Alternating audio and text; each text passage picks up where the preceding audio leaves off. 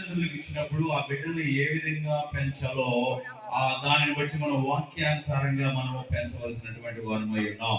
చాలా మంది తల్లిదండ్రులు పిల్లరా బిడ్డలని పెంచే విధానంలో ఫెయిల్ అయిపోతూ ఉన్నారు. చాలా మంది వాక్యానుసారంగా పెంచలేక వారికి ఉన్నటువంటి ఉద్యోగాలు, బిజినెస్లు, పనుల వల్ల సరిగా పిల్లలతో క్వాలిటీ టైం స్పెండ్ చేయలేక వాళ్ళు పనులకి వెళ్ళి పిల్లలు ఏం చేస్తున్నారో ఎక్కడ ఉంటున్నారో కూడా తెలుసుకోలేనటువంటి పరిస్థితిలో ఉన్నప్పుడు ఆ పిల్లలు లోకంలో పిల్లల అపవాది అయిన సాతానుడు వారిని ఆవరించి రకరకాలుగా మార్గము తప్పిపోయేటువంటి విధానంలో ఉంటుంది. అయితే బైబిల్లో మనం గమనిస్తే పిల్లల గురించి చాలా అందమైనటువంటి లోతైన విషయాలు చెప్పబడ్డాయి. అవి పిల్లలు విలువ, బాధ్యత, పెంపకం మరియు దేవుని దృష్టిలో వారి స్థానం గురించి మనకు బోధించేటువంటి వాక్యాలు చాలా ముఖ్యమైనటువంటి వచనాలు బైబిల్లో రాయబడి ఉన్నాయి. దేవుని పిల్లల్ని పెంచే విధానము, వాళ్ళని సంరక్షించే విధానము,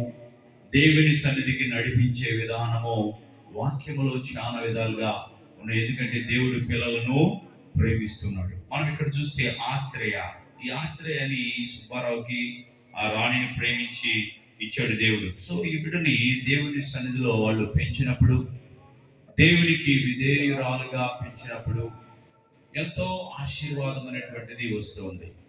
దేవుని కనుక నడిపించకుండా లోక సంబంధంగా పెంచితే అది చాలా నష్టముగా ఉండదు. చూడండి, పిల్లలు దేవుని వరం అంట. పిల్లలు ఎవరి వరము?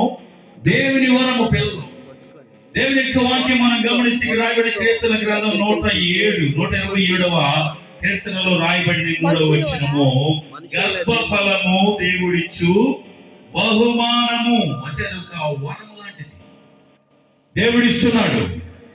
ఈ బిడ్డ